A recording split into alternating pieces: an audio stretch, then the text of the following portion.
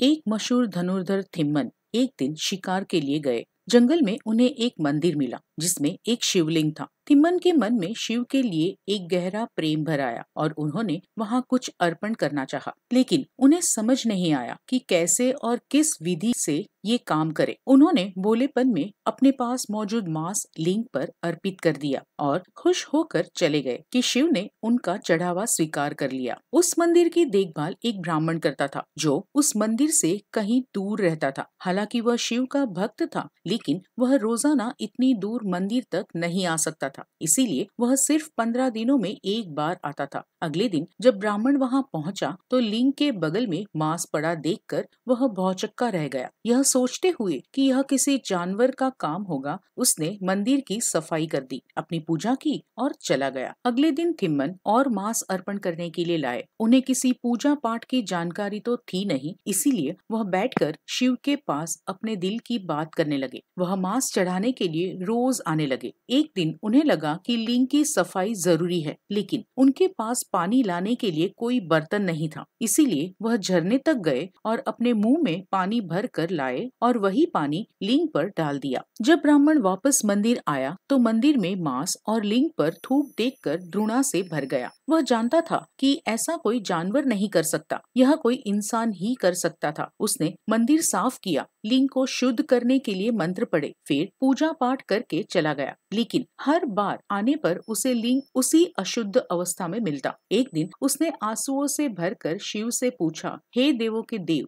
आप अपना इतना अपमान कैसे बर्दाश्त कर सकते हैं? शिव ने जवाब दिया, जिसे तुम अपमान मानते हो वह एक दूसरे भक्त का अर्पण है। मैं उसकी भक्ति से बंधा हुआ हूँ और वह जो भी अर्पित करता है उसे स्वीकार करता हूँ। अगर तुम उसकी भक्ति की गहराई देखना चाहते हो तो पास में कहीं जाकर छिप जाओ और देखो, वह आने ही वाला है। यह सुनकर ब्राह्मण एक झाड़ी के पीछे छिप गया। थिम्मन मांस और पानी के साथ आया। उसे यह देखकर आश्चर्य हुआ कि शिव हमेशा की तरह उसका चढ़ावा स्वीकार नहीं कर रहे। वह सोचने लगा कि उसने कौन सा पाप कर दिया है। उसने लिंग को करीब से देखा तो पाया कि लिंग की दाहिनी आंख से कुछ रीस रहा है। उसने उस आंख में जड़ी बूटी लगाई ताकि वह ठीक हो सके, लेकिन उससे और रक्त आने लगा। आखिरकार उसने अपनी आंख देने का फैसला किया। उसने अपना एक चाकू निकाला, अपनी दाहिनी आंख निकाली और उसे लिंग पर रख दिया। रक्त टपकना बंद हो गया और थिम्मन ने राहत की सांस ली। लेकिन तभी उसका ध्यान गया कि लिंग की बाईं आंख से भी रक्त निकल रहा है। उसने तत्काल अपनी दूसरी आंख निकालने के लिए चाकू निकाल लिया, लेकिन फिर उसे लगा कि वह देख नहीं पाएगा कि उस आंख को कहाँ रखना है, तो उसने लिंग पर अपना पैर रखा और अपनी आंख निकाल ली। उसकी अपार भक्ति को देखते हुए शिव ने थिम्मन को दर्शन दिए। उसकी आंखों की रोशनी वापस आ गई और वह शिव के आगे दंडवत हो गया। उसे कन्नप्पा नयनार के नाम से जाना गया। कन्ना यानी आंखें अर्पित करने वाला, नयनार यानी शिव भक्त।